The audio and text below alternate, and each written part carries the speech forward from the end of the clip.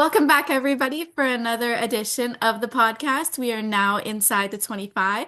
Today, we are lucky to have Nicole Sott, the head coach of DUville, a program located in New York. Thank you so much for joining us today, Nicole. We're so excited to have you. Yeah, thank you guys for having me. Happy to chat.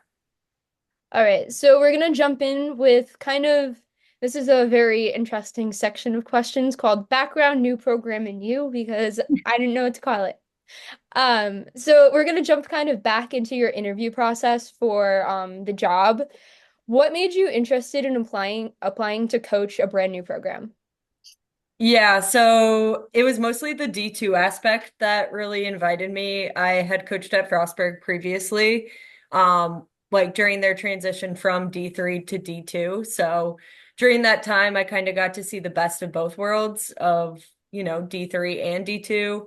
But I think I always wanted to coach D2 after that experience. And like there's only limited opportunities. We know Division 2 field hockey is very small. So the ability to, build something of my own and make it from scratch and have the opportunity to bring in kids who want something more than just to play, to build something and make it something cool, was really an interesting opportunity. And again, just the ability to coach D2 was something that really stood out to me.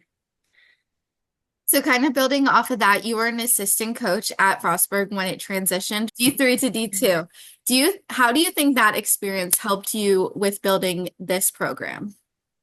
It was really helpful. I mean, Caitlin, the head coach at Frostburg, was just an amazing mentor, honestly, for any coaching experience. Like even when I was coaching D3, like I used a lot of the things she taught me, to, build that program up a little bit. And then obviously the D2 world, like when I first started coaching D2 with her, I did not know a lot of the rules. So she was very helpful and like helping me understand the recruiting rules and how to work like our different recruiting software and all of that. So I think like having that experience made me like it made it a lot easier to dive in to this position and like have a good grasp of everything already. So you've experienced all three levels of collegiate field hockey throughout your career. How do you think that shapes you as a coach, leader, person, et cetera, et cetera? Yeah, I think each level is a little different.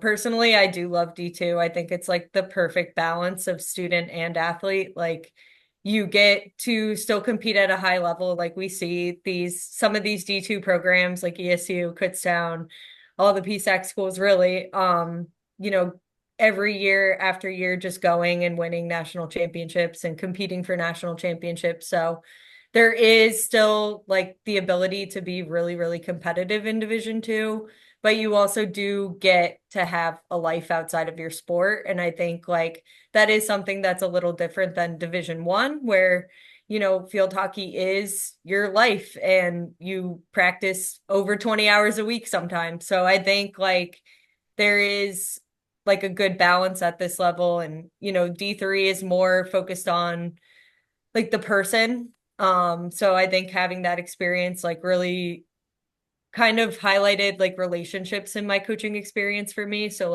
I coach because I love my players. So I love getting to know them over the years and like seeing them go on and, be nurses, be PAs, whatever they're doing. So I think like that experience in D3 I've carried with me as a coach to just like really get to know my players and like never forget that part of coaching either. So, Can you talk a little bit about the growth of field hockey in the state of New York?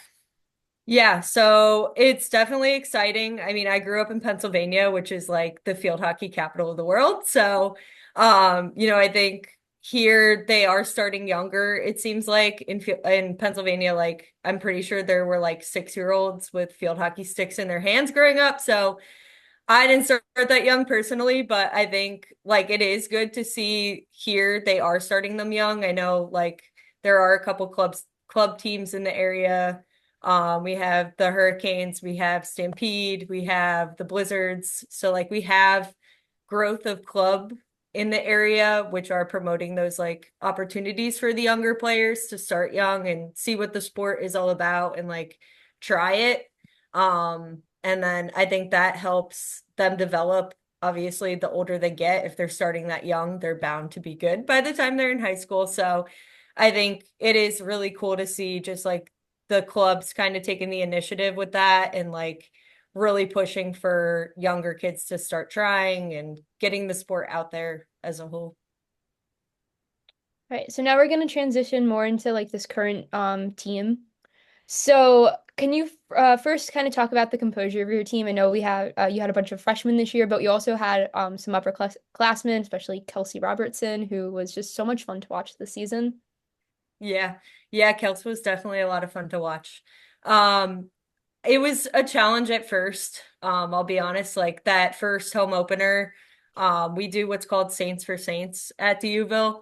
So that's basically like a game that all our student athletes come to from every team. So like we knew it was going to be crowded with like our students and then our parents and like fans, and then two local high school teams had reached out saying that they were going to come to the game. So like the girls were like, "Oh my God, it's going to be so crowded," and like kind of freaking out. But we are lucky enough at the Uville to have a sports psychologist. So I had emailed her and I was like, we already kind of were experiencing it in like away games, like the pregame jitters and things like that. So I think she was really helpful. She sat down with them and kind of gave them tools, resources to be able to cope with that. And then after that, like point in season, honestly, there were like no issues. So I think like that talk really helped them. I think they experienced like the biggest crowd, honestly, the biggest crowd I've ever seen at a field hockey game. So it was really cool to see like our school and our community coming out and, supporting us as a whole program and like the work that was put in the past year, but also seeing the sport for the first time for a lot of them.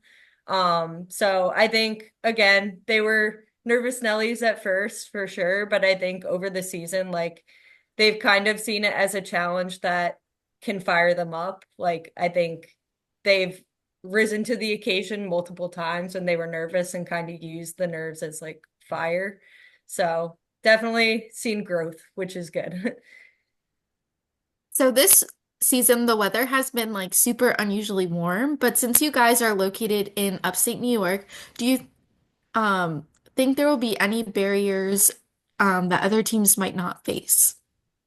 I mean, sure, but we do have like an indoor court, so that does help. Honestly, I think it could help us with mental toughness a little bit because we do kind of have to get out there and face some elements other teams might not. So if you want to play in Buffalo, you kind of got to have a little grit, which is like a good thing in my opinion. I think like it's going to teach them a little bit of resilience and that you have to still go to practice no matter what the conditions are wherever you play. So I think, like I said, I think it'll build their mental toughness a little bit this off season. And we start, I think, February, so it'll be a little bit cold here, but last winter wasn't too bad. So currently you guys don't have a conference, although we're really hoping that changes with some additional teams. But how does making a schedule kind of work for you guys since you don't have one? Yeah, honestly, everyone's been really good to work with. Like last year wasn't a huge issue. We did have a smaller schedule last year, mostly because we were a small team. Like we only had 15 on the team. So to go out there and play like 18 games, which is more people than on our team, just didn't make sense to me for year one. But as we grow, like next year, we're looking at a bigger roster. So we're hoping to have like 16 to 18 games for sure. I would say like a challenge is October games just because everyone is in conference play and like they obviously have their conference competitions on Wednesday and Saturday. So we do get the opportunity, like we had a couple Sunday October games this year where we got to go out and play on Sundays or midweek games. So most of the games in October are like closer to us where we could travel midweek, or like a Sunday trip. So still works out, which is good. With the lack of a conference, do you feel like it has been harder for your team to receive recognition? I think in some ways, yes. I mean, I know like Kelsey and Chloe in particular on our team were very like thankful for you guys this year with like player of the week for Kelsey, and then like the underrated player and best of September, best of October. Like those opportunities are like really cool for them because we don't have the typical like conference player of the week or this and that. So it's like nice to see them getting recognition outside like a conference. And I think like our school, we do like Saint of the Week, it's called. So Kelsey's gotten that a couple times. So I think Olivia McLean got it one time.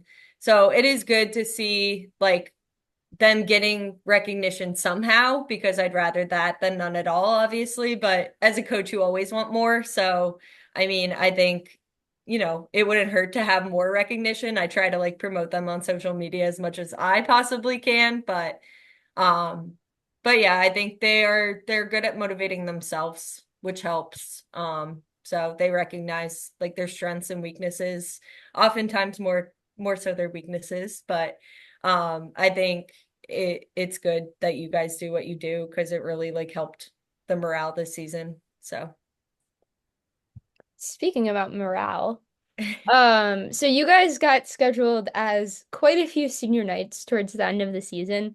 How did you kind of keep your team motivated to perform well when kind of going into a senior night game, the other team has low expectations for playing you guys? yeah, I think it was kind of the theme all season is like we were very underrated. Like we went into that first game against Stack, and if you go back and listen to like the commentary, I don't know who the man was that was commentating that game, but it was very funny, so highly recommend. But even on like the commentary on the broadcast, like he was like, I don't think anyone saw this in their bingo cards, and like was just like making little comments and like no one really saw us coming.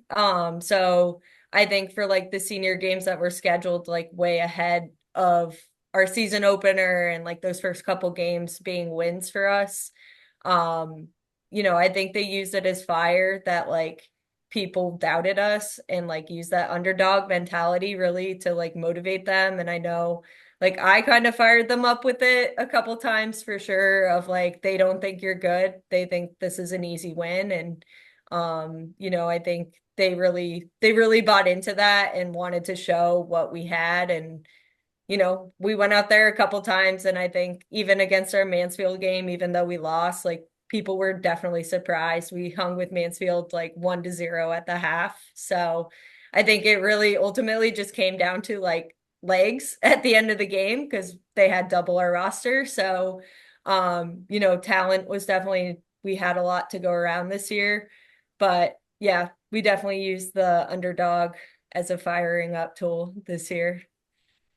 So kind of going off that, D2 is one of the most tightly contested divisions with any team really being able to win on any given day. So what do you think kind of creates that culture within that division? Yeah, I think there's just like a lot of talent among Division Two. It's the kids who maybe didn't want to go Division One and still are very, very talented who want to compete at a high level. So, I mean, you look at a lot of the PSAC schools, any 10, like you're looking at St. Ace, Assumption, like those teams who were in the Elite Eight and made the playoffs this year. Like it's good to see it's spreading, like the wealth spreading across D2. Because I mean, obviously, we know the PSAC is incredible, and like there hasn't been another winner in like 25 years. So it's good to see like now other teams kind of stepping up and like getting recognition for, even coaches poll. Like you never really know who's going to be in that top 10. Like, yes, you have an idea, but it's sometimes a shocker. Like Limestone, I think, like surprised a lot of people this year. Wingate surprised a lot of people. So I think like you never really know. It changes year to year, like which teams are going to be in that top 10 and competing. So Yeah, that's one of my favorite parts about watching D2 is because like I'll put on a Southern New Hampshire game and I'm like, wait, what's going on here? Why is this close? Because I'm yeah, so used to like watching D3 where realistically one team's gonna dominate the other, or D1 where you kind of know. But I feel like with D2, like any team can play and you never know what's gonna happen, which is fun. yeah. It's like upset city. I feel like you never really know like who's going to win each game. So the D2 tournament was expanded for this season with the SAC now getting an automatic qualifier. Do you think that this expansion says anything about the state of D2 hockey in, I guess, in the NCAA? Yeah, I think it's a great thing. I mean, it shows we're growing. So I think like the more teams we continue to keep adding, hopefully that continues to get a little bit bigger. I think eight is a small group, but those eight teams are like neck and neck when competing. So I think every year if we could get like one or two more D2 teams, I think we could keep expanding a little bit and just keep making it more and more competitive every year. I think we're at two more for next year, or is it one? Yeah. I know Barton just hired their new coach this morning. Oh, cool. Good to know. And to close out this kind of section, what is something you wish more people knew about Division Two field hockey? I think just the balance aspect. Like I think you still get to do what you want to do outside of field hockey, which is really nice. Like in the spring, I know we have a couple who are in different clubs and stuff, and yes, in season field hockey was their priority, but like they're looking forward to kind of diving into those experiences on campus too. A couple have jobs. Kaylee, one of our seniors, actually like babysits horses and cows and stuff. So she's been doing that in the off season. So it's like cool to see them outside of hockey, like what they like to do as people as well. And I think that like as a coaching staff is really nice because again, that kind of gives us the ability to like know them as people and not just like field hockey robots. So I think it is a really good balance at this level. So we're gonna kind of go a little bit into recruiting, but then we kind of get more into it with the fan questions. So, I know the two of us kind of spoke about recruiting processes a couple of months back, but now that you're playing, but now that you're like in season, how has your recruiting process kind of shifted from like last year when you weren't playing? I will say like we're almost done with our 2025, so I think we're pretty on the ball now. Like that first year is just so hard because like in the fall, I think like we only had like five, so I was obviously like panicking, like are we gonna have enough to play? Let's like try to secure like however many we can get. But now I think like it shifts. Like we obviously want the best of the best. Like we actually just got our first 2026 verbal commit the other day. So like we're very ahead of the game, which is where we want to be. So I think like that now gives us the ability to like really look for talent more so than just having a big team. So I think, that's going to be beneficial for us going forward. What kind of events or tools do you use for recruiting?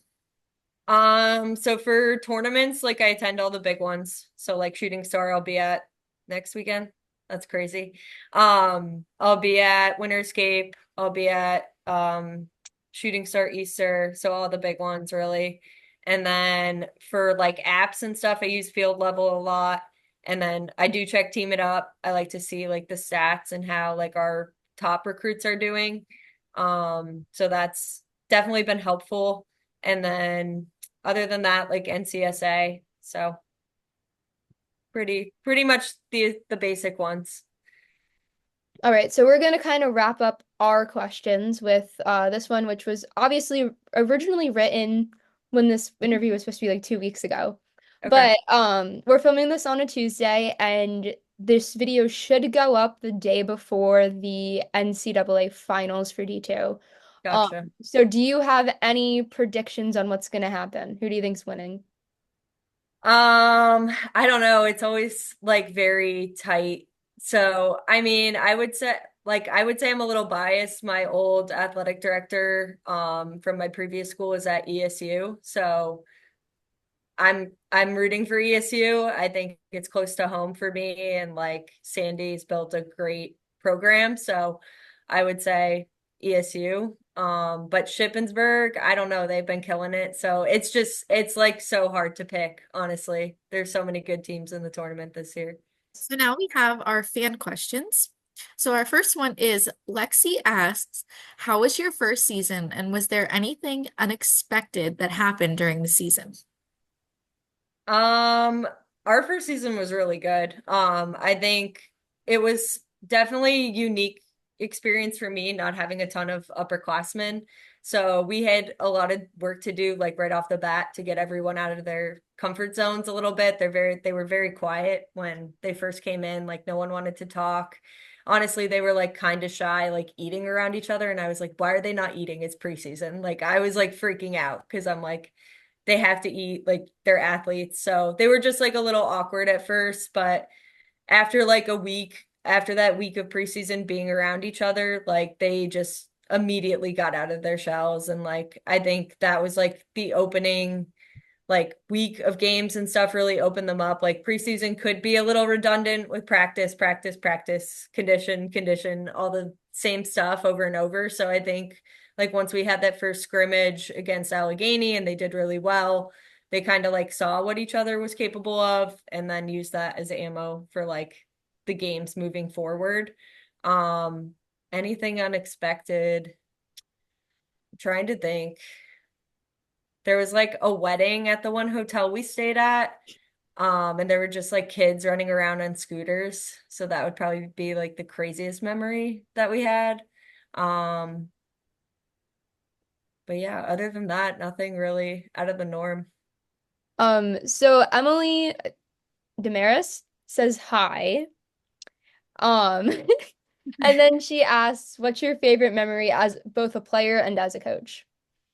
As a player, it would be winning our conference championship my senior year. That like whole game just like is ingrained in my memory. And I think like our team as a whole was really close. So like a lot of those girls I still talk to. And I think like that was like a core memory for us from our like college experience and like obviously that's what your goal is as a college athlete. You want to win and to be able to do that as a team like was the best. um and then as a coach, I think the players, like I still have a lot of good players that I stay in contact with, like Emily being one of them. She actually just texted me today. So I think just like the relationships have gone like a long way, like seeing them now grown up, like going from their freshman year when they're like babies and trying to figure out laundry to like actual adults in their functioning job is like really cool to see. So that's like one of my favorite parts of coaching. Um, but yeah, I think like there was a Frostburg trip that was like really funny. Our bus driver like got mad in the hoagie restaurant because they were taking too long and like came in the restaurant and like caused a scene and it was like hysterical. So that was probably like one of those moments as a coach where I was like, what is going on? But other than that, like that's the only one that really sticks out. Madison asked what it is like picking up a new program and what can we look forward to seeing from your team in the future? It's been fun. I think we have a lot of players like who want to buy into that and like they get to kind of make history for themselves too. Like our first game, Kelsey scored our first goal, no surprise there. We had, I forget who got the assist on that. Oof, should know that. But we had like a bunch of players with first. So it's like really cool for them to say, like, hey, I was the first ever person to do this. And first ever like team to have this record and like our first ever game was our first ever win. So like that was cool as well to like just the little historical pieces that like happened this year and will continue to happen. Like Kelsey's obviously our leading scorer right now, so she's in our record book. Like, but like who's gonna come in and beat Kelsey in like a year or two? So I think it's really cool for like our athletes to kind of challenge themselves to be able to build the program to be better that way. um, but yeah. Gabby asked, what is your advice to players who want to be recruited but don't know where to start? I think just narrow it down. Like you kind of got to decide for yourself like what level you want to play first and then what size school you want to go to, what you want to major in, Like those are like all external factors that like you can think about before you even start reaching out to schools. Because a lot of the time, like we don't have the major you're looking for. Like for us, we don't have education. So like anyone who reaches out who's like looking to do education, I'm immediately like, we don't have that. And it like kind of stinks to have to do that. So I think like that's a good place to start is kind of just narrow down what you want to do and how far away you want to be from home. And kind of go from there. Okay, so this is our last set of questions. Have to preface, this is the fun questions, even though all questions have been fun. Do you have any game day superstitions? Yeah, I have to have my hair in a bun and wear my headband, which my team makes fun of me for, but that's fine. And then I also have game day shoes I wear. The only game I didn't wear them this year, we lost. So that is a definite one. It also rained, so I was like, I can't wear the game day shoes, it's gonna rain. Because this year they were Nike Dunks. So I was like, if it's gonna rain, I don't want to ruin the Dunks, but um yeah, we have to wear the shoes now. So, yeah. What's your go-to coffee order? I love Starbucks. So usually like their seasonal latte, whatever it is. Right now it's the creme brulee latte. That one's pretty good. So, Would you rather place or coach in a World Cup or in the Olympics? I'd rather play. Is that like what? Yeah. I think if I could go back and play like tomorrow, I probably would. I'd be a lot out of shape, but I'd love to play again. I would like do it over again in a heartbeat. So, Okay, and this is the last question, and I just thought of it while driving home on the way home from work. So, who is your field hockey dream team? Like it can be, yeah, collegiately, past, present. um, I mean, my current team.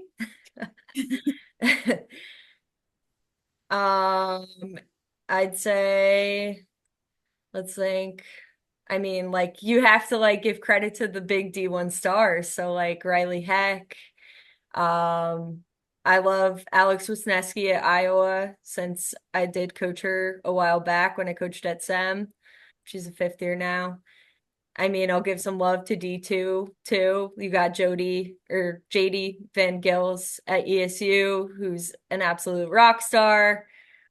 Goalkeeper wise, Mia Magnata at Iowa. Trying to think. Defender wise, I don't know. This is so hard because there's so many options. I don't know. Those would probably be it for now if I had to. No, those are good choices. I like them. Yeah. They're all good. I mean, yeah, it's so hard to pick. You're like, oh, that Yeah. one's good, but also that one's like really good and under the radar. Not a lot of people know her, but she could kill it too. Yeah. And there's so much talent now, which is great for the sport. So, So that's all for Inside the 25 today. Thank you so much, Nicole, for joining us and telling us more about DUville. All right. thank you guys.